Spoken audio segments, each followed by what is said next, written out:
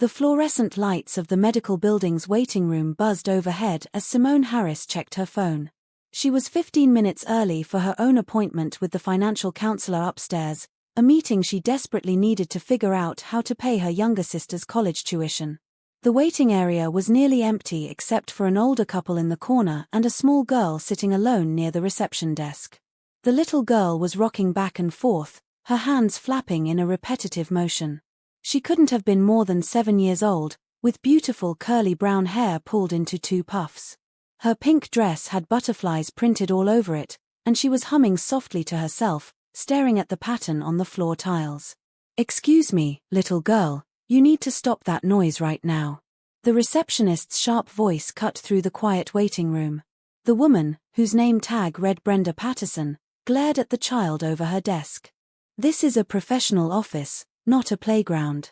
The little girl's humming grew louder, and her rocking became more pronounced. Simone noticed the child's eyes were squeezed shut now, and her hands moved faster. "I said stop that." Brenda stood up, her face twisted with irritation. "Where are your parents? You can't just sit here making all that racket." The child started making a high-pitched sound, clearly distressed.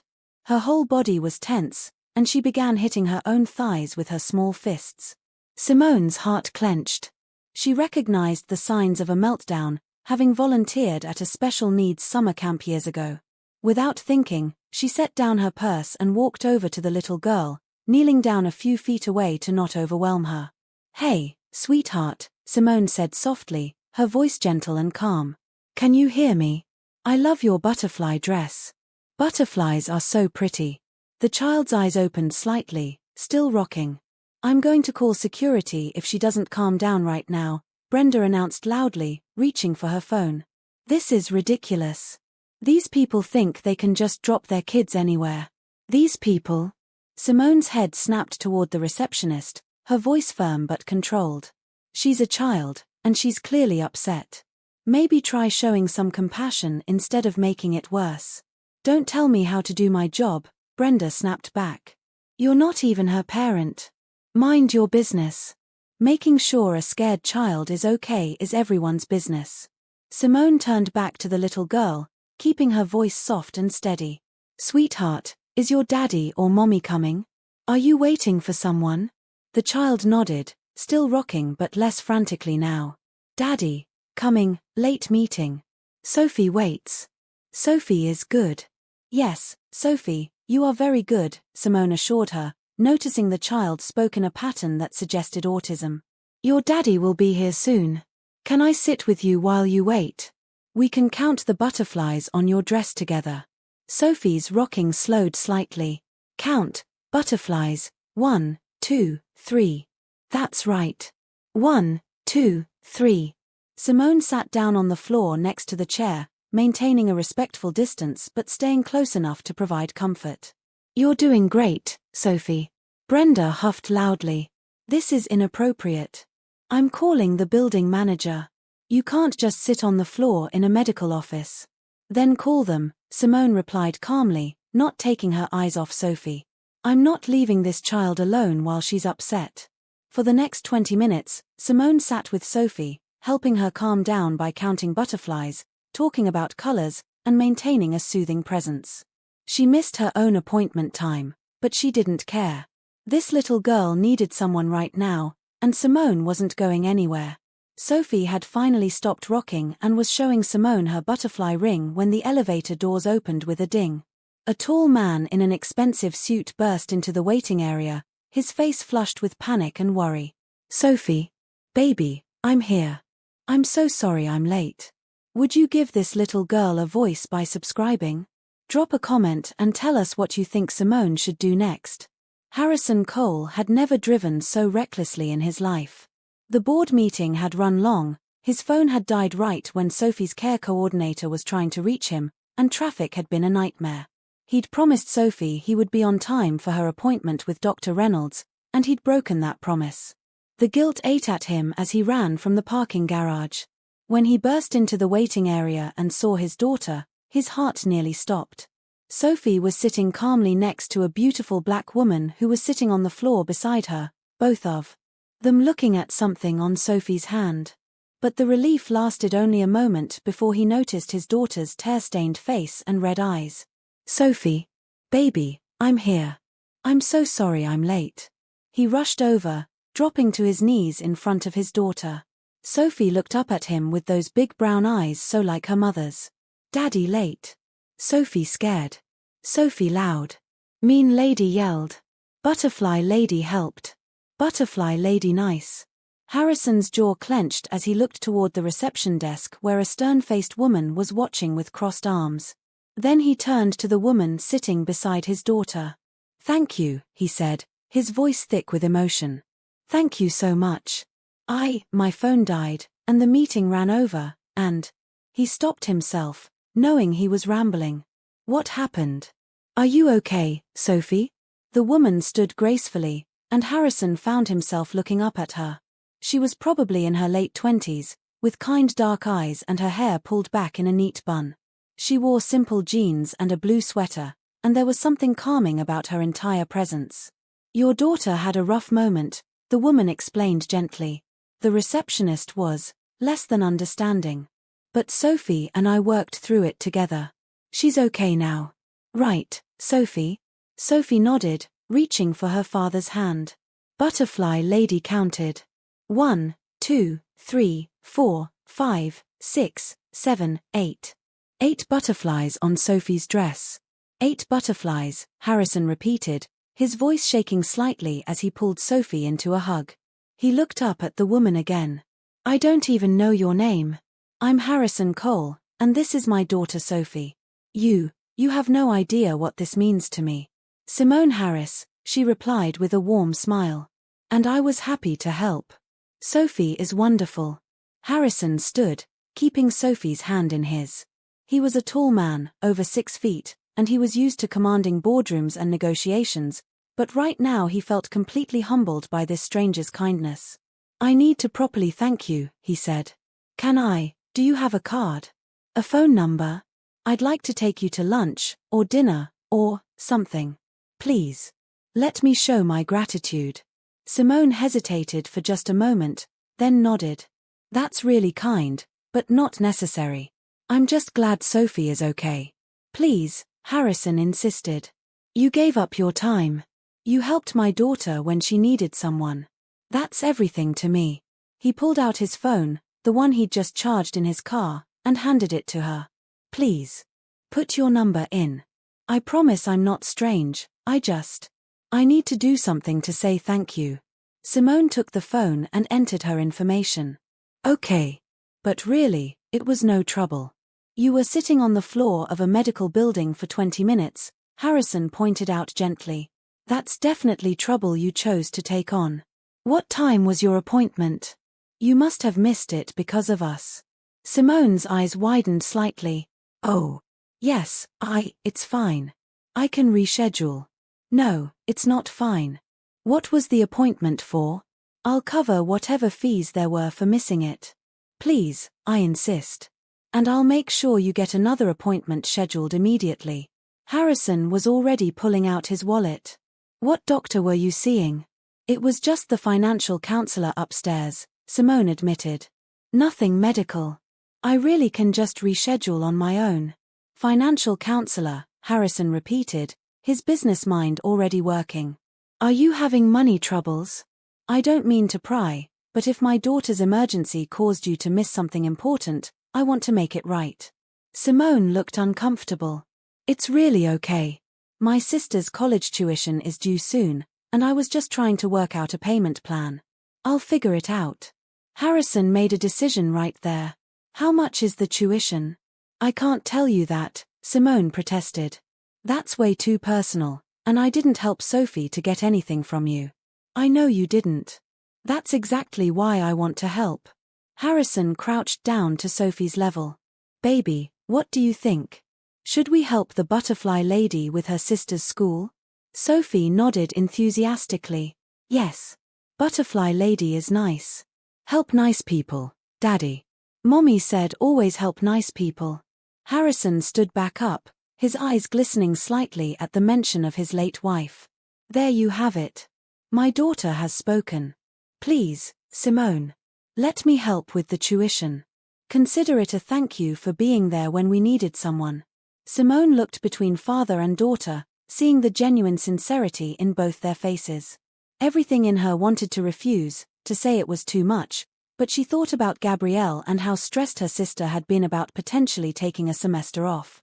She thought about the struggle she'd been facing trying to make ends meet. That's incredibly generous, Simone said slowly. If you're serious, I would be so grateful. My sister Gabrielle is studying nursing, and the tuition is $15,000 for the semester. I've been trying to save, but I'm still short. Consider it handled, Harrison said immediately. Give me the school's information, and I'll have it wired today. And please, let me take you to dinner this week. I'd like Sophie to see you again, if you're willing.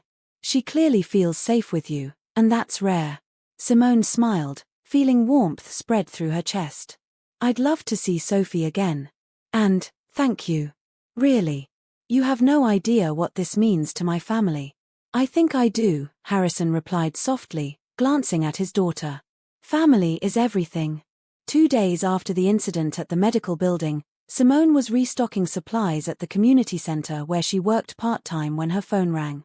The number was unfamiliar, but she answered anyway. Hello. Simone. This is Harrison Cole. I hope I'm not catching you at a bad time. Simone felt her heartbeat quicken. She'd been thinking about Harrison and Sophie constantly since their meeting. No, not at all. How are you? How's Sophie? That's actually why I'm calling. Harrison's voice carried a note of both hope and nervousness. Sophie hasn't stopped talking about you. The butterfly lady has become her favorite topic of conversation. She's been asking when she can see you again every single day. Simone smiled, warmth filling her chest. That's so sweet. I'd love to see her again too. I'm glad you said that because I have a proposition for you. Harrison paused. This might sound strange, and please feel free to say no, but would you consider working for us? As Sophie's companion and helper. Simone stopped mid-reach for a box of crayons. Working for you? Like a nanny? More than a nanny. A companion, advocate, friend. Someone who understands Sophie and can help her navigate situations when I can't be there. Harrison spoke quickly, as if he'd rehearsed this. Our previous nanny quit 3 weeks ago. She was fine with the basic care tasks but didn't really understand Sophie's needs. She got frustrated easily. Sophie has been struggling without consistent support, and after seeing how you connected with her, I realized that's what she needs. Someone who genuinely cares. Simone's mind raced. Harrison, I'm not trained in special education or anything like that. I just worked at a summer camp once. You have something better than training. You have empathy and patience. You treated Sophie like a person, not a problem to be managed. Harrison's voice was earnest. Obviously, I'd want you to work with Sophie's therapist and teachers to learn her specific needs. But the core of what you did the other day, the way you made her feel safe, that can't be taught. What about my current job? Simone asked, glancing around the community center. What do you make there? I'll triple it. Plus benefits, paid vacation, and flexibility for your personal life. If you need to take your sister to appointments or help her with school, we can work around that. My priority is finding someone who will love my daughter, and I saw that potential in you. Simone sat down on a small chair meant for children, her legs suddenly weak. Triple her current salary would mean she could not only handle Gabrielle's tuition but actually save money for the first time in years. It would mean security, something she hadn't felt since her parents died 5 years ago. This is overwhelming, she admitted. Can I think about it? Of course. Take all the time you need. But Simone. Harrison's voice softened. I wouldn't offer this if I didn't truly believe you'd be perfect for it. Sophie needs someone who sees her for who she is, not what she can't do. You did that instinctively. That's rare and valuable. After they hung up, Simone immediately called her younger sister. You're going to say yes, right? Gabrielle said the moment Simone finished explaining. Sim, this is perfect. This solves everything.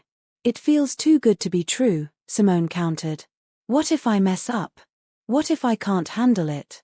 You spent 20 minutes on a dirty floor helping a child you'd never met. You missed your own important appointment without hesitation. You're literally made for this job. Gabrielle's voice was firm. Besides, you've been struggling to make ends meet for years because you insisted on taking care of me. Let someone take care of you for once. That evening, Simone called Harrison back. I'd be honored to work with Sophie. When do I start? The relief in Harrison's voice was palpable.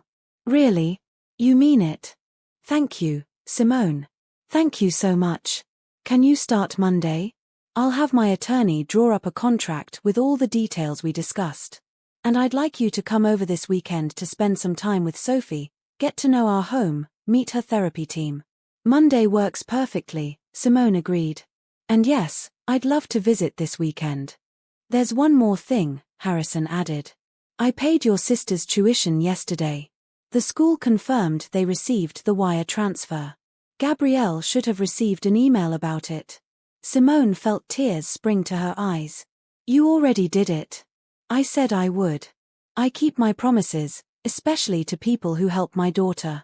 Your sister's education is secure for this semester, and we can discuss future semesters as part of your compensation package if you'd like. I don't know what to say, Simone whispered, overwhelmed by his generosity. Say you'll give Sophie the love and support she deserves. That's all the thanks I need. Harrison's voice was warm. Welcome to our family, Simone. After hanging up, Simone sat in her small apartment and cried happy tears for the first time in years. One act of kindness had changed everything. She'd helped a little girl in a waiting room, and now her entire life was transforming.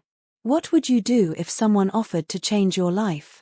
Share your thoughts in the comments below and subscribe to see what happens next. Saturday morning arrived with bright sunshine streaming through Simone's apartment windows. She'd barely slept, nervous and excited about meeting Sophie again and seeing Harrison's home. She chose a comfortable outfit, dark jeans and a soft yellow blouse, wanting to look professional but approachable. Harrison's house was in one of the nicest neighborhoods in the city, a beautiful modern home with large windows and a manicured lawn. When Simone pulled up in her older Honda, she felt a moment of intimidation, but it faded when the front door opened and Sophie came running out. Butterfly lady. Butterfly lady. Sophie's excitement was contagious as she bounced on her toes. Harrison followed his daughter, dressed casually in jeans and a sweater, looking much more relaxed than he had in the medical building. Sophie has been watching for your car for the past hour. Come in, please. The house was spacious but warm, filled with natural light and decorated with a mix of modern furniture and child-friendly spaces. There were sensory toys organized in baskets, and Simone noticed that the lighting was adjustable, likely to accommodate Sophie's needs. Sophie, why don't you show Simone your butterfly collection? Harrison suggested. For the next hour, Simone sat on the floor of Sophie's room, learning about the 23 different butterfly species in Sophie's carefully organized collection of pictures, models, and books. Sophie explained each one in detail, her speech pattern unique but clear when she talked about her special interest. Monarch butterfly migrates 3,000 miles, Sophie recited, showing Simone a detailed illustration. Viceroy butterfly looks like monarch but smaller. Smart disguise. Nature is smart. Nature is very smart, Simone agreed, genuinely fascinated by Sophie's knowledge. You know so much about butterflies, Sophie. You're like an expert.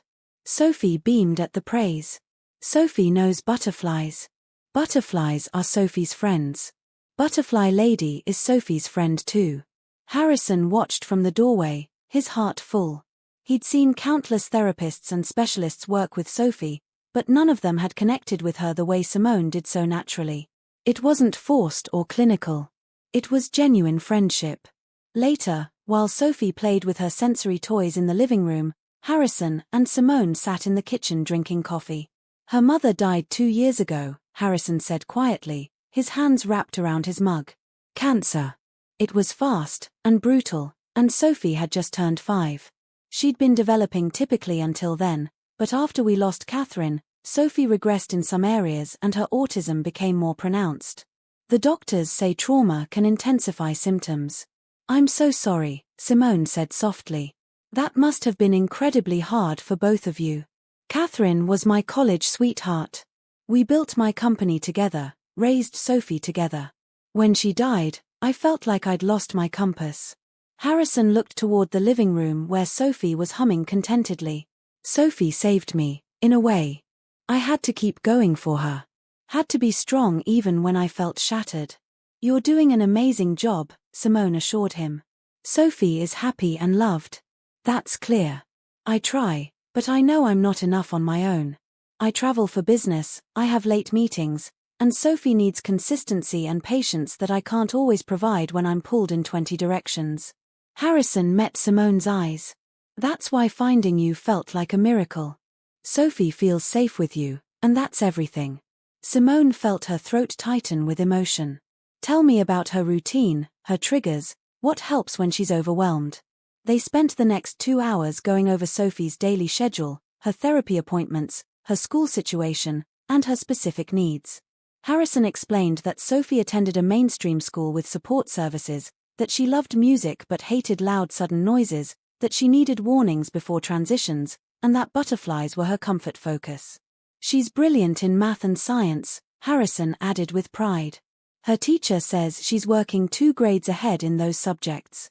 But social situations are challenging, and she needs help navigating them. What about friends? Simone asked. She has one good friend at school, a boy named Timothy who also loves butterflies. His family has been wonderful. But making new friends is hard for her. Harrison's expression grew sad. She gets invited to birthday parties but usually melts down before we can leave because the chaos is too much. I hate that she misses out on normal kid experiences. Maybe we can work on that together, Simone suggested. Small steps, controlled environments, building up her tolerance gradually. Harrison looked at her with such gratitude that Simone felt her cheeks warm. You really care already, don't you? How could I not? Simone glanced at Sophie, who was arranging her toys in a precise pattern. She's special, Harrison. Really special. And you're a good father. That's obvious. Before Harrison could respond, Sophie came running into the kitchen. Lunch time. 12 o'clock. Lunch is at 12 o'clock always. Harrison checked his watch and smiled. You're right, baby. It's exactly noon. What should we have for lunch? Grilled cheese. Cut in triangles. 2 triangles. Sophie looked at Simone. Butterfly lady stays for lunch. Please stay. I'd love to stay, Simone replied, touched by the invitation. As they prepared lunch together, Harrison cooking while Simone helped Sophie set the table in her specific way, Simone felt something shift in her chest. This wasn't just a job. This was becoming something deeper, something that felt like the beginning of a family. She pushed the thought away, reminding herself to stay professional, but the warmth remained. After lunch, Sophie wanted to show Simone her favorite movie, an animated film about butterflies. They sat on the couch together, Sophie cuddled against Simone's side in a way that made Harrison's heart clench. His daughter hadn't shown that kind of physical affection with anyone outside family since Catherine died. When the movie ended, Sophie was yawning. Nap time, she announced. 2 o'clock nap. Always. Let me help you upstairs, Simone offered, standing. Daddy helps usually, Sophie said. But Butterfly Lady can help today. Tomorrow too? I'll help tomorrow and every day, Simone promised. That's my job now, remember? I'm here to help you. Sophie's face lit up. Good. Good job for Butterfly Lady. After tucking Sophie in, Simone and Harrison stood in the hallway outside Sophie's room. She's never accepted anyone this quickly, Harrison whispered. You have a gift, Simone. She's an amazing child, Simone whispered back. You're both amazing. Their eyes met in the dim hallway, and something unspoken passed between them. Harrison cleared his throat, stepping back. I should let you go. You've been here all morning. But Monday, you'll come at 8. That's when Sophie wakes up and starts her routine. I'll be here at 7:45, Simone promised. I want to be ready when she wakes up. As Simone drove home, she couldn't stop smiling. This was right. This job, this family, this new chapter of her life. Everything felt like it was finally falling into place. The first week of work flew by in a blur of routines, laughter, and learning. Simone arrived each morning before Sophie woke up, learned her breakfast preferences, always waffles cut in squares, never circles, and discovered that Tuesday mornings were for occupational therapy while Thursday afternoons were for speech sessions. Mrs. Chen, Sophie's teacher, was a warm woman in her 50s who'd been working with special needs children for decades. She welcomed Simone warmly when they met at school pickup. "You're the butterfly lady," Mrs. Chen said with a knowing smile. "Sophie talks about you constantly. It's wonderful to see her so happy." "She's an incredible kid," Simone replied, watching Sophie play on the swings with Timothy. "She is, and you've made a real difference already." She had a complete meltdown 2 weeks ago when her previous caregiver picked her up late and rushed her. "Yesterday, you were 10 minutes late due to traffic, but you called ahead to warn her, and she handled it perfectly." Mrs. Chen squeezed Simone's arm. "That's good caregiving. Understanding that preparation is key for our Sophie." The praise made Simone glow with pride. She was making a real difference, and it felt better than any job she'd ever had. Harrison worked from home twice a week, and Simone began to understand the scope of his business empire. Cole Technologies developed software for healthcare systems, making medical records more accessible and efficient. He employed over 500 people and had offices in 3 cities. "I built this company so I could make a difference," Harrison told her one afternoon while Sophie napped. They'd fallen into a pattern of having coffee together during nap time, talking about Sophie's progress and, increasingly, about their own lives. "After Catherine died, I realized how broken our healthcare system is. I wanted to fix at least one piece of it." "That's incredible," Simone said. "You're literally saving lives with your work." "What about you?" Harrison asked, leaning back in his chair. "What did you want to be before life got in the way?" Simone hesitated, then shared something she rarely told anyone. "I wanted to open a community center. Not just for kids, but for families who need support. After my parents died and I saw how hard it was to find resources for Gabrielle and me, I dreamed of creating a place where people could get help without judgment. Programs for kids with special needs, food assistance, tutoring, mental health support. A real community hub." Harrison listened intently. "That's beautiful. What stopped you?" "Money, mostly. And time. I've been focused on survival, on making sure Gabrielle gets through school. Dreams got pushed to the side." Simone shrugged, trying to make light of it, but Harrison saw the sadness in her eyes. "Dreams shouldn't have to wait," he said quietly. "Not when they're that important." Before Simone could respond, Sophie appeared in the doorway, rubbing her eyes. "Nap is done. Time for snack." 3 o'clock snack time. As the weeks progressed, Harrison's business partner James stopped by the house for a meeting. He was a friendly man in his early 40s with an easy smile. "So you're the famous Simone," James said when they were introduced. "Harrison hasn't stopped talking about how great you are with Sophie." "She makes it easy," Simone replied, feeling her cheeks warm. James shot Harrison a knowing look that made his friend scowl. Later, when Simone was outside with Sophie collecting leaves for a project, James cornered Harrison in his office. "You have feelings for her," James stated, not bothering with subtlety. "Don't start," Harrison warned. "I'm not starting anything. I'm observing. You look at her the way you used to look at Catherine. Like she's the sun and you're just happy to be in her orbit." James sat on the edge of Harrison's desk. "There's nothing wrong with that, you know. Catherine wouldn't want you to be alone forever. It's complicated. She works for me. She's 27, I'm 35. And it's only been 2 years since Catherine died." Harrison rubbed his face tiredly. "I can't act on feelings that might be inappropriate. Have you considered that maybe she feels the same way?" James suggested gently. "I saw how she looked at you when you were talking about the business. That wasn't an employee looking at her boss." Harrison wanted to hope, but fear held him back. Fear of ruining what they'd built, fear of Sophie losing another important person if things went wrong, fear of betraying Catherine's memory. Meanwhile, Simone was having similar conversations with Gabrielle during their weekly dinner together. "You're falling for him," Gabrielle announced over pasta. Don't even try to deny it. It doesn't matter, Simone protested.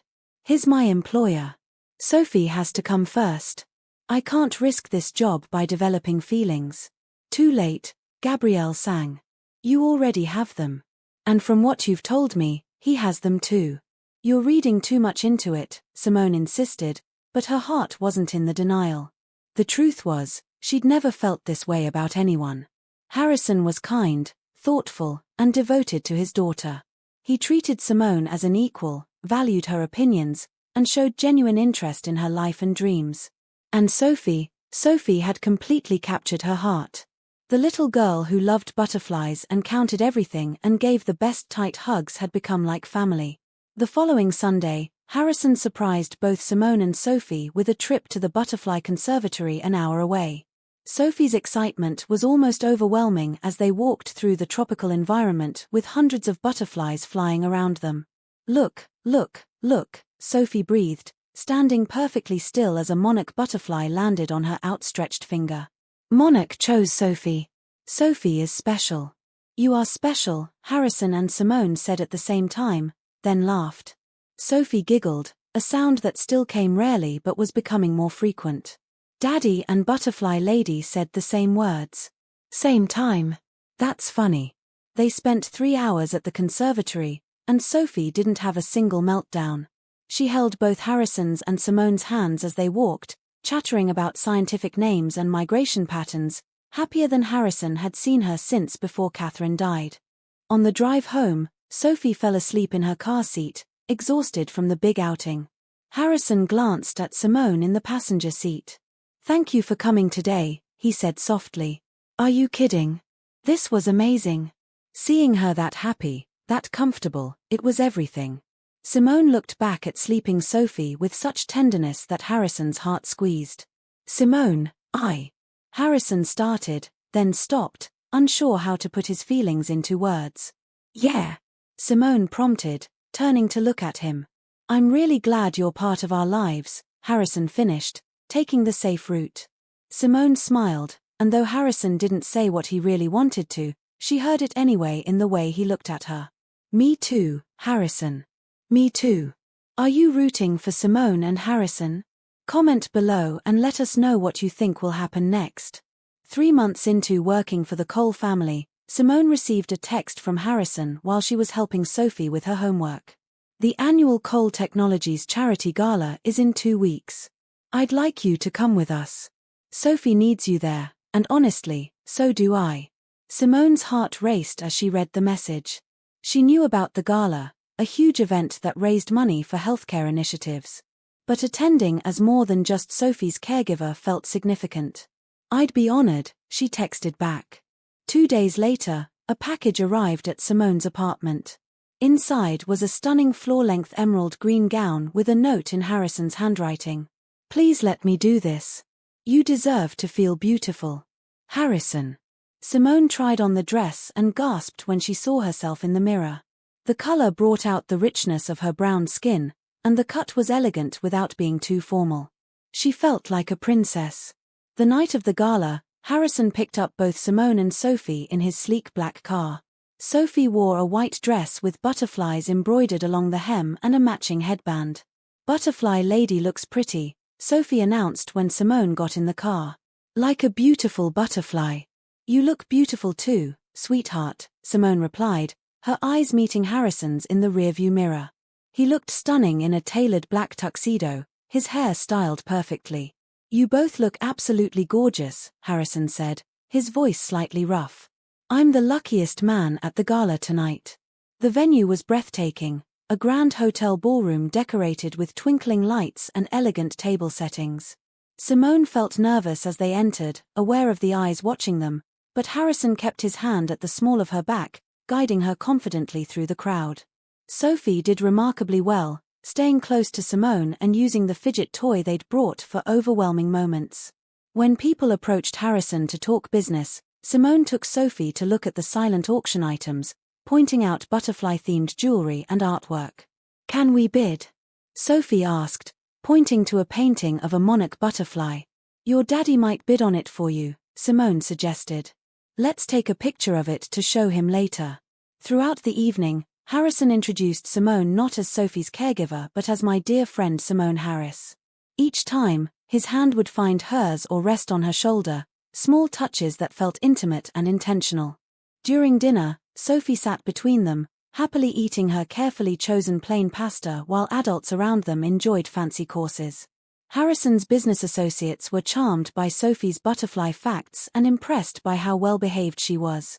"Your family is lovely," one woman commented to Harrison. "Your wife does a wonderful job with Sophie." "Simone isn't my wife," Harrison corrected gently, but his eyes lingered on Simone as he said it. "Though she is wonderful with Sophie. I don't know what we'd do without her." Later, when it was time for Harrison's speech as the company's CEO, Sophie started to get anxious. Simone held her hand, whispering reassurances, and Sophie calmed enough to watch her father walk to the stage. Harrison's speech was powerful and moving, talking about healthcare accessibility and the importance of supporting families dealing with medical crises. But then he paused, scanning the crowd until his eyes found Simone and Sophie. "3 months ago, I was running late to my daughter's appointment, and a crisis happened that could have been traumatic for Sophie. But a stranger, a beautiful soul named Simone Harris, stepped in. She sat on a dirty floor for 20 minutes, helping my daughter through a meltdown when she had absolutely no obligation to do so. She missed her own important appointment to make sure a scared little girl felt safe." Harrison's voice grew thick with emotion. "That act of kindness changed our lives. Simone is now part of our family, and she reminds me daily that what matters isn't just the technology we build or the money we raise, but the human connections we make and the love we show each other. She's my hero, and Sophie's, and I'm grateful every single day that she walked into our lives." The ballroom erupted in applause, but Simone barely heard it. Tears streamed down her face as Harrison walked back to their table, his eyes never leaving hers. Sophie tugged on Simone's dress. "Daddy loves you. Sophie loves you too. That's good." After the speeches ended and the dancing began, Harrison extended his hand to Simone. "Dance with me." "I don't know if I should," Simone whispered, acutely aware of the crowd watching. "Please," Harrison said simply. Simone took his hand and let him lead her to the dance floor. Sophie stayed at the table with James and his wife, who'd been wonderful with her all evening, coloring on special paper the hotel had provided. As they swayed to the music, Harrison pulled Simone closer. "I meant every word I said up there. You changed our lives." "You changed mine too," Simone admitted. "Harrison, these past few months have been. I've never felt this way about anyone." "What way?" Harrison asked, his heart pounding. "Like I've found where I belong. Like your family is my family. Like..." Simone took a breath. "Like I'm falling in love with both of you." Harrison stopped moving, holding her still in the middle of the dance floor. "Simone, I've been falling in love with you since the moment I saw you sitting on that floor with my daughter. I've been fighting it because I didn't want to make you uncomfortable or risk losing you if you didn't feel the same. But I can't keep pretending anymore. You're not just Sophie's caregiver. You're the missing piece we didn't know we needed." "I feel the same way," Simone whispered. "I've been so scared to say it." "Don't be scared," Harrison said, cupping her face gently. "Be brave with me. Let's be brave together." He leaned down slowly, giving her time to pull away, but Simone met him halfway. Their kiss was soft and sweet, full of promise and hope, and when they pulled apart, the entire ballroom was watching. But neither of them cared. They had each other, and Sophie, and that was everything that mattered. When they returned to the table, Sophie looked up at them with a knowing smile. "Daddy kissed Butterfly Lady. That means we're a family now. Families kiss." Harrison laughed, pulling both Sophie and Simone into a hug. "You're absolutely right, baby. We're a family now." The morning after the gala, Simone woke up to a text from Harrison. "Good morning. Sophie and I are making pancakes. Come over for breakfast. We want to talk about last night." Simone's stomach flipped with nervous excitement. They'd kissed in front of hundreds of people, declared their feelings, but they hadn't had time to discuss what it all meant. She quickly dressed and drove to Harrison's house, her heart racing. Sophie opened the door wearing her butterfly pajamas. Butterfly Lady is here. Daddy said Butterfly Lady is now girlfriend. That's new. But good new. Simone laughed, following Sophie into the kitchen where Harrison stood at the stove, looking adorably domestic in jeans and a t-shirt. Good morning, he said, his smile bright and warm. Hungry? Starving, Simone admitted. They ate breakfast together, Sophie chattering about her plans for the day while Harrison and Simone kept stealing glances at each other. After Sophie finished eating and went to watch her morning cartoons, Harrison took Simone's hand across the table. I want to do this right, he said seriously. I want to date you properly, take you to dinner, go to movies, have real conversations about our future. But I also want to be sensitive to Sophie and make sure she's comfortable with everything. Sophie seems thrilled, Simone pointed out with a smile. She is, but things might feel different when it's official. When you're not just her caregiver but also Daddy's girlfriend. Harrison squeezed her hand. I need to know you're in this for real. That you're ready for what being with me means. The public attention, the business obligations, the challenges of dating a single father. I'm in, Simone said without hesitation. Harrison, I love Sophie. I love what we've built together. And I love you. I'm not going anywhere. Harrison's eyes glistened. I love you too. So much. And I want to support you the way you've supported us. Tell me more about your dream, the community center you mentioned. For the next hour, Simone shared her vision in detail. A place where families could get help with food, education support, mental health services, and special programs for children with various needs. She'd been sketching plans for years, calculating costs, dreaming impossible dreams. What if we made it possible? Harrison asked quietly. Harrison, no. That's too much. It would cost hundreds of thousands of dollars. Simone shook her head. What if I want to invest in it?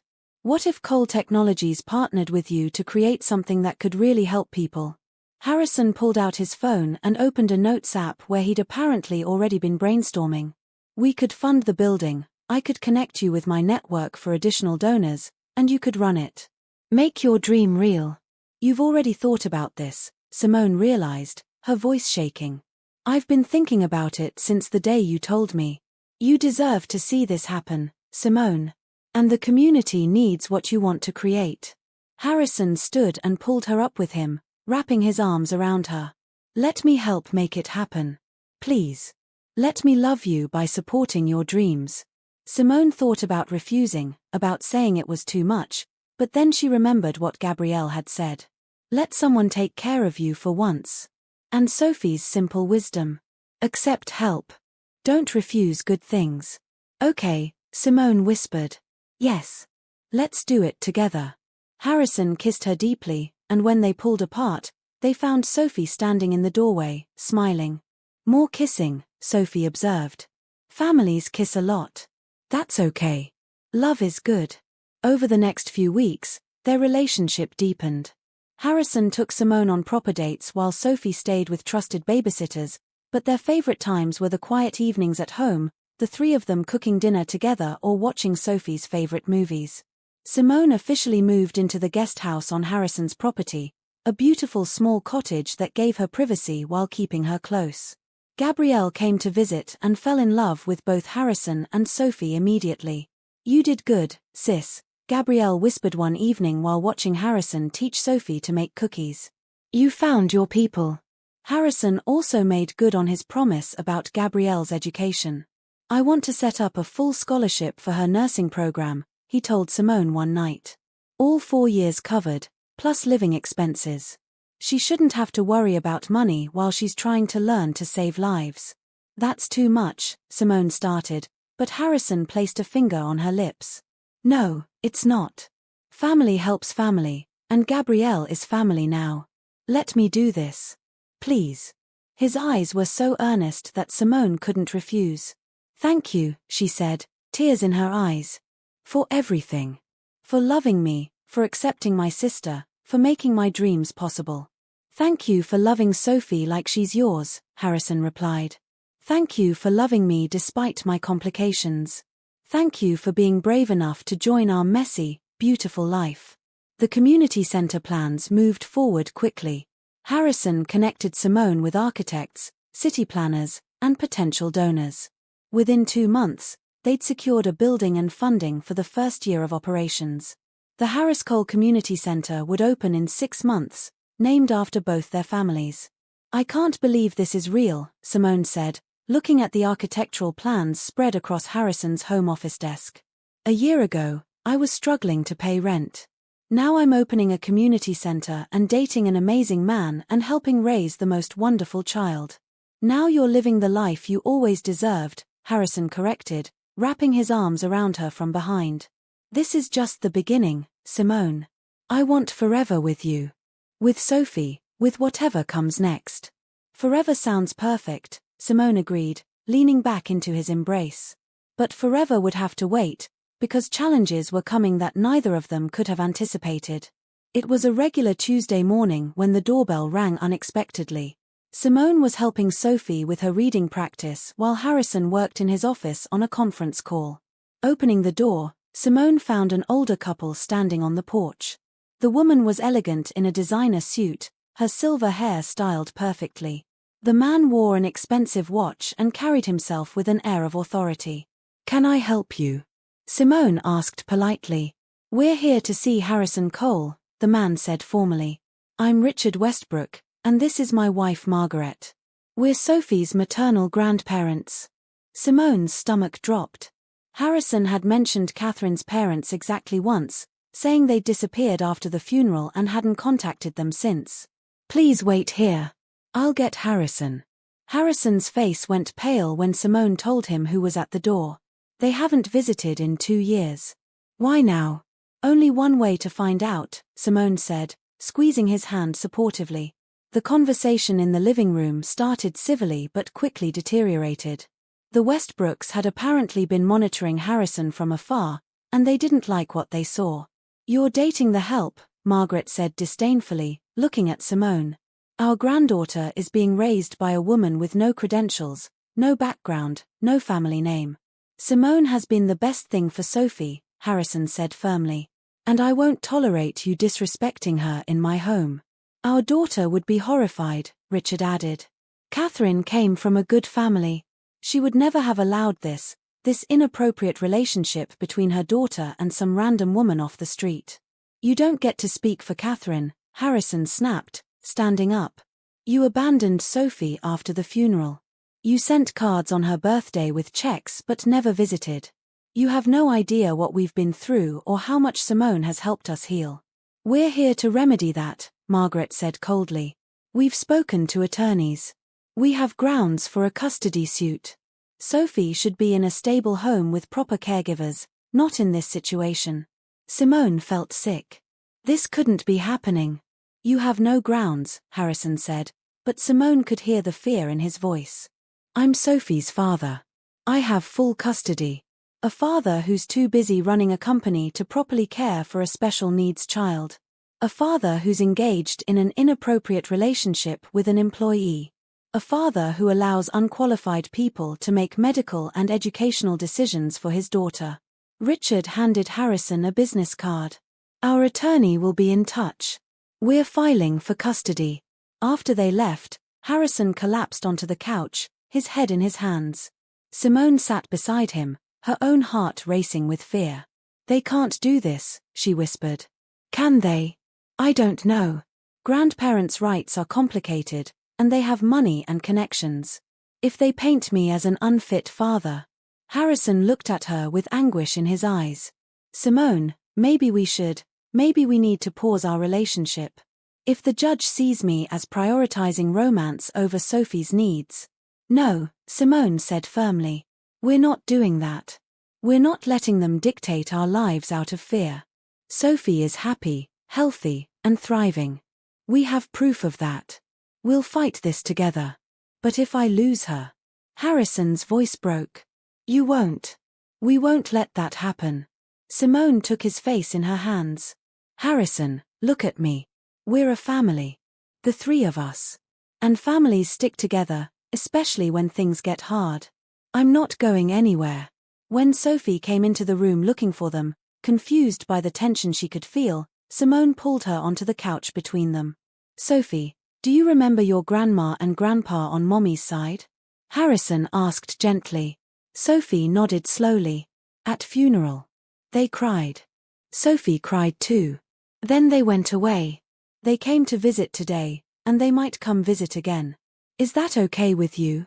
Harrison watched his daughter carefully. Will Butterfly Lady be here? Sophie asked. Always, Simone promised. I'll always be here. Then it's okay. Butterfly Lady keeps Sophie safe. Daddy keeps Sophie safe. Sophie has family. Sophie hugged them both. Don't be sad. Family is here. Out of the mouths of children, Simone thought, holding tight to both of them. Family was here, and they would fight to keep it together.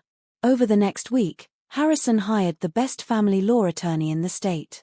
Emily Morrison was sharp, experienced, and confident. They have weak grounds, Emily explained during their first meeting. Sophie is well cared for, meeting all her developmental milestones, and clearly bonded with both of you. But we need to prepare for them to attack your relationship, Simone. They'll try to paint you as an opportunist who's taking advantage of Harrison. Let them try, Simone said firmly. I'm not going anywhere. The Westbrooks attorney filed papers claiming Harrison was neglecting Sophie's needs, that Simone was unqualified to care for a child with autism, and that the household was unstable due to the romantic relationship. They requested temporary custody pending a full hearing. The judge denied the temporary custody request but set a hearing date for 3 months away. In the meantime, the Westbrooks were granted supervised visitation every other weekend. The first visitation was tense. The Westbrooks arrived with expensive gifts for Sophie, who accepted them politely but clung to Simone's hand. Sophie should come alone, Margaret insisted. We're her grandparents. We deserve private time. The court order says supervised visits, Harrison replied calmly. Simone and I will be present. The afternoon was uncomfortable. Sophie tried to show her grandparents her butterfly collection, but they seemed more interested in questioning her about her daily life, clearly fishing for ammunition against Harrison. Does Daddy make you go to bed on time? Margaret asked. 8:30. Always 8:30. Routines are important. Sophie recited what Simone had taught her. Does the lady who works here, Simone, does she ever yell at you? Richard tried. Sophie looked confused. Butterfly Lady never yells. Butterfly Lady is nice. Butterfly Lady is family. After the grandparents left, Sophie was exhausted from the stress. Simone held her while she cried, overwhelmed by the disruption to her routine and the strange questions. I hate this, Harrison said that evening after Sophie was in bed. I hate that they're putting her through this. She doesn't understand why they're suddenly interested after 2 years of silence. We just have to get through the hearing, Simone said, though worry gnawed at her. 3 months, and then hopefully this is over. But 3 months felt like a lifetime when their family was on the line. What would you do if someone tried to tear your family apart? Subscribe and comment your thoughts below. The day of the custody hearing arrived cold and grey. Simone dressed carefully in a conservative navy suit, her hair pulled back neatly. Harrison wore his most professional suit, and even Sophie was dressed formally in a pretty blue dress she'd picked out herself. Remember, Emily Morrison coached them before entering the courtroom. Stay calm, answer questions directly, and don't let them provoke you. We have excellent witnesses and strong evidence. Judge Patterson is fair and focuses on what's best for the child. The courtroom was intimidating with its high ceilings and formal atmosphere. Sophie sat with a court-appointed advocate in the gallery, coloring in a special book Emily had provided to keep her calm. The Westbrooks attorney, a stern man named Gerald Pierce, opened with aggressive accusations. He painted Harrison as a workaholic who'd neglected his daughter's special needs, claimed Simone was unqualified and potentially dangerous to Sophie, and argued that the Westbrooks could provide a more stable, traditional home environment. Mr. Cole has clearly prioritized his romantic interests over his daughter's well-being, Pierce argued. He hired a girlfriend disguised as a caregiver, creating confusion for a child who needs stability and clear boundaries. When it was Emily's turn, she methodically dismantled each claim. She presented Sophie's school records showing dramatic improvement in the past 6 months. She provided letters from Mrs. Chen, the occupational therapist, and the speech therapist, all praising Sophie's progress and crediting the stable home environment and Simone's dedicated care. "The truth is that Sophie Cole is thriving," Emily stated firmly. "She's excelling academically, making social progress, and by every measurable standard, she's happy and well-adjusted. Mr. Cole and Ms. Harris have created exactly the kind of loving, structured environment that a child with autism needs." Then came the testimony. Richard Westbrook took the stand first, talking about how he and Margaret could provide financial security and proper oversight of Sophie's care. "We can afford the best schools, the most qualified specialists, everything our granddaughter needs," Richard said. "We have the time and resources that Mr. Cole simply doesn't have with his business obligations." On cross-examination, Emily was relentless. "Mr. Westbrook, how many times have you visited Sophie in the past 2 years?" Circumstances were difficult after our daughter's death." "How many times?" Emily repeated. "We sent birthday and holiday gifts," Richard tried. "That's not what I asked. You haven't visited her at all until last month, have you?" Richard had to admit he hadn't. Margaret's testimony was more emotional, talking about how much she missed her daughter and wanted to honor Catherine's memory by raising Sophie with the values Catherine would have wanted. "Catherine would never have wanted some stranger raising her daughter," Margaret said, her voice breaking. "She would have wanted family. People who knew her, who could tell Sophie about her mother. And yet you disappeared for 2 years, Emily pointed out. "You weren't there when Sophie was struggling most with the loss of her mother. Mr. Cole and, yes, Ms. Harris, were the ones who helped Sophie through that trauma." When Harrison took the stand, he was calm and articulate, explaining his business arrangements, Sophie's care schedule, and the improvements they'd seen since Simone joined their family. "I love my daughter more than anything in this world," Harrison said, his voice steady despite the emotion behind it. "Every decision I make is based on what's best for Sophie. Hiring Simone was the best decision I've ever made because Sophie connected with her immediately. Their bond is real, it's healthy, and it's made Sophie happier than she's been since her mother died." Pierce tried to rattle him. "Isn't it true that you're romantically involved with your daughter's employee?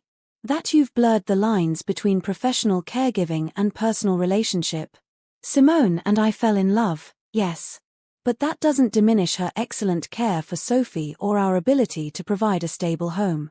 If anything, it strengthens it because we're committed to each other and to Sophie as a family unit." Harrison looked directly at the judge. "Sophie needs love, stability, and people who understand her unique needs. That's exactly what we provide." Then it was Simone's turn. She was nervous walking to the stand but steadied herself by thinking about Sophie. Pierce went after her credentials immediately. "Ms. Harris, you have no formal training in special education, do you?" "No formal training, but I've worked extensively with Sophie's therapists to learn her specific needs. I attend all her therapy sessions, communicate regularly with her teachers, and I've educated myself through books, workshops, and constant observation of what works for Sophie." Simone kept her voice calm. "I may not have a degree, but I have something just as important, which is genuine love for Sophie and a commitment to helping her thrive. Isn't it true that you were struggling financially when Mr. Cole hired you? That this position was primarily about the generous salary?" Pierce's tone was snide. "I was struggling financially, yes. My parents died when I was 22, and I've been raising my younger sister since then. When Mr. Cole offered me a position, yes, the salary was a relief. But I would never have taken the job if I didn't genuinely care about Sophie." Simone looked at the judge. "I sat on a dirty floor for 20 minutes helping a child I'd never met because she needed someone. That was before I knew Harrison's name or his financial status. I helped because it was the right thing to do. That's who I am."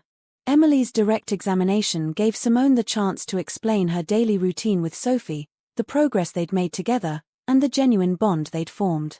"Sophie calls me her butterfly lady and her best friend," Simone said, tears in her eyes. "She's taught me about butterflies, patience, and seeing the world differently. I love her like she's my own daughter, and I would do anything to protect her happiness." The most powerful testimony came from Dr. Reynolds, Sophie's therapist, who'd worked with her for over a year. In my professional opinion, Sophie Cole is in the best possible situation right now, Dr. Reynolds stated firmly.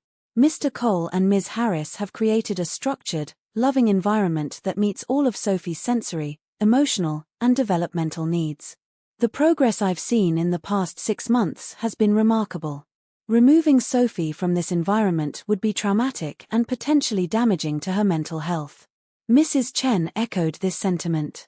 Sophie has flourished with Ms. Harris's support. She's making friends, participating in class activities she previously avoided, and showing confidence I've never seen before. This is not a child who needs to be rescued.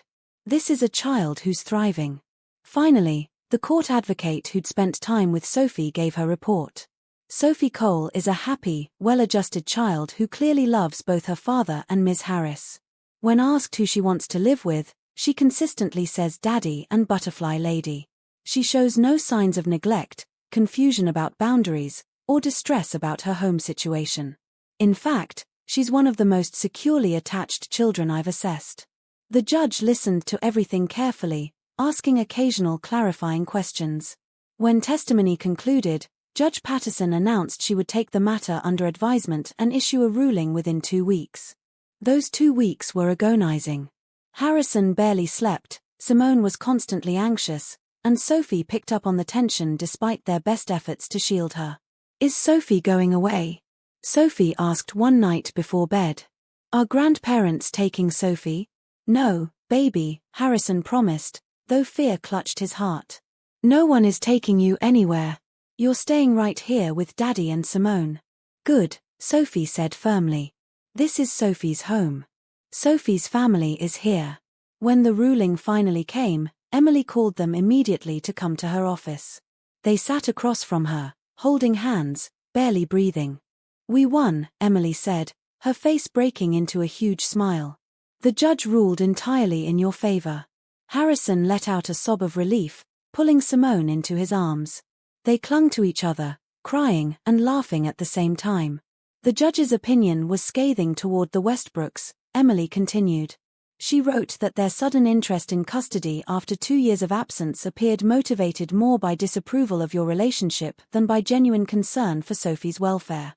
She praised both of you extensively, noted Sophie's clear preference and excellent adjustment, and ruled that there was absolutely no basis for changing custody. The Westbrooks can petition for standard grandparent visitation, but only if they can prove there'll be positive influences in Sophie's life. They drove straight home to tell Sophie, who'd been staying with Gabrielle during the ruling. When they walked in, Sophie looked up from her butterfly puzzle. "Good news?" Sophie asked hopefully. "The best news," Harrison said, scooping her up. "You're staying with us forever. No one is taking you anywhere." Sophie hugged both of them tight. Sophie knew. Family stays together. That's the rule. That night, after Sophie was asleep, Harrison and Simone sat on the back patio under the stars. "We did it," Simone whispered. "We really did it. We'll always fight for her," Harrison replied. "For us. Whatever comes, we'll face it together." Simone leaned her head on his shoulder, feeling peace settle over her for the first time in months. They'd been tested, and their family had survived. Now nothing could tear them apart. 6 months after the custody ruling, Simone stood in the empty building that would soon be the Harris Cole Community Center, looking around with wonder. Contractors had been working for months, and the space was finally taking shape. There would be a computer lab, tutoring rooms, a sensory-friendly playroom for children with special needs, a food pantry, and offices for counselors and social workers. "It's really happening," Gabrielle said, standing beside her sister. "Your dream is real." "Our dream," Simone corrected. "This is for everyone who's ever struggled the way we did. Every family that needs support and doesn't know where to find it." Harrison came in carrying coffee and pastries, Sophie skipping beside him. The little girl had grown so much in the past year, more confident and happy than anyone had thought possible. "Look, Butterfly Lady," Sophie called out. "The mural is finished." On the main wall, a local artist had painted a beautiful mural of butterflies in every color, representing transformation and hope. Sophie had helped design it, and her own drawings were incorporated into the final piece. "It's perfect," Simone breathed. Everything is perfect. The grand opening was scheduled for the following month, and the community response had been overwhelming. They already had 50 families signed up for services, and donations were still coming in thanks to Harrison's business connections and local media coverage. "I have something to show you," Harrison said, pulling Simone aside while Gabrielle distracted Sophie. "I had the contractor add one more thing." He led her to a back office, opening the door to reveal a beautiful space with large windows, comfortable furniture, and a desk already set up. On the wall was a plaque that read, "Dr. Catherine Cole Memorial Office in honor of a woman who believed in healing through compassion." Simone's eyes filled with tears. "Harrison, this is..." "Catherine would have loved this center," Harrison said softly. "She would have wanted to be part of it. This way, she can be. This is where our family therapist will work, offering free counseling to families in crisis. It's perfect. It's beautiful. Thank you for including her memory in this." Simone hugged him tightly. Later that evening, after the center visit, Harrison made dinner while Sophie helped Simone set the table. It was their routine now, the three of them moving around the kitchen in comfortable synchronicity. These were the moments Simone treasured most, the simple domestic peace of their blended family. "I have an announcement," Harrison said during dessert. "Well, a question, actually." He got down on one knee beside the table, pulling a small box from his pocket. Sophie started giggling immediately, bouncing in her seat because apparently she'd been in on the secret. "Simone Harris, you walked into our lives on one of our hardest days and brought light we didn't know we needed. You've loved my daughter like she's yours, you've supported me through impossible challenges, and you've made our house a home. I can't imagine my life without you." Harrison opened the box to reveal a stunning ring with a center diamond surrounded by smaller stones in a butterfly pattern. "Will you marry me? Will you officially become Sophie's mom and my wife? Will you let us be your family forever?" Simone's hands covered her mouth, tears streaming down her face. "Yes. Yes, of course yes." Harrison slipped the ring on her finger and kissed her while Sophie cheered. "Family forever. Sophie gets a mommy. Butterfly Lady is staying." They planned a small intimate wedding for 3 months later, right after the community center opened. Simone wanted both events to happen close together, marking the start of her new life in every way. The center's grand opening was everything they'd dreamed of and more. Families toured the facilities, children played in the sensory room, and community leaders gave speeches about the importance of accessible services. Sophie cut the ribbon alongside Simone and Harrison, wearing a special butterfly dress for the occasion. "This is where people get help," Sophie announced seriously to anyone who would listen. Like Butterfly Lady helped Sophie. Now we help everyone. Local news covered the event, and donations continued to pour in. They were already planning an expansion within the first year. 3 months later, on a perfect spring afternoon, Simone married Harrison in the garden of their home. Sophie was the flower girl, wearing butterfly wings over her white dress and taking her job very seriously as she scattered petals down the makeshift aisle. Gabrielle was Simone's maid of honor, crying happy tears throughout the ceremony. James stood as Harrison's best man, having watched his friend find love again and supported them through every challenge. The ceremony was simple but heartfelt. They exchanged vows they'd written themselves, promising to love, support, and protect each other and Sophie through whatever life brought. "I promise to always be your butterfly lady," Simone said to Sophie during her vows, making the little girl giggle. "To count butterflies with you, to keep you safe, and to love you forever. I promise to be the family you deserve," Harrison vowed to Simone. "To support your dreams, to face every challenge together, and to spend every day grateful that you walked into our lives." When they were pronounced husband and wife, Sophie shouted, "Now kiss. Families kiss." Everyone laughed as Harrison kissed Simone, sealing their commitment in front of the people they loved most. At the reception, surrounded by friends, family, and community members whose lives had already been touched by the center, Simone looked around with wonder. A year ago, she'd been sitting on a dirty floor in a medical building, helping a scared little girl she'd never met. She'd had no idea that moment would change her entire life. "What are you thinking?" Harrison asked, pulling her close for their first dance as husband and wife. I'm thinking about how one choice to help someone changed everything, Simone replied. How accepting your offer to work with Sophie, accepting your help with Gabrielle's tuition, accepting your support for the center, accepting your love, how all of it led to this moment. I'm grateful you said yes to every offer, Harrison said, kissing her forehead. That you didn't let pride or fear hold you back from accepting what you deserved. Sophie taught me that, Simone admitted, watching the little girl dance with Gabrielle nearby. She accepts help without shame, accepts love without reservation, accepts change without fear. She's the wisest person I know. That's our daughter, Harrison said with pride. Brilliant, brave, and full of love. Our daughter. The words made Simone's heart swell. She had a husband, a daughter, a sister, a community center making a difference, and a future full of promise. As the sun set over the celebration, Simone stood with Harrison and Sophie, the three of them watching fireflies begin to light up the garden. Look, Sophie breathed. Flying lights. Like butterflies but glow in the dark. Fireflies, Simone explained. They're magical, aren't they? Magic is real, Sophie declared with certainty. Butterfly Lady proved it. Daddy proved it. Love is magic. Simone and Harrison exchanged glances over Sophie's head, both thinking the same thing. Their daughter was absolutely right. Love was magic, the kind that transformed everything it touched. From one act of kindness in a medical building waiting room had grown a family, a community center, and a future none of them could have imagined. Simone had learned to accept help, accept love, and accept that sometimes the best things in life come from the most unexpected moments. As they walked back to the celebration, Sophie held both their hands, skipping between her parents. The butterfly girl had brought the butterfly lady into their lives, and together they'd created something beautiful. Something lasting. Something real. This was their happily ever after, earned through courage, love, and the willingness to help each other without hesitation. And it was just the beginning.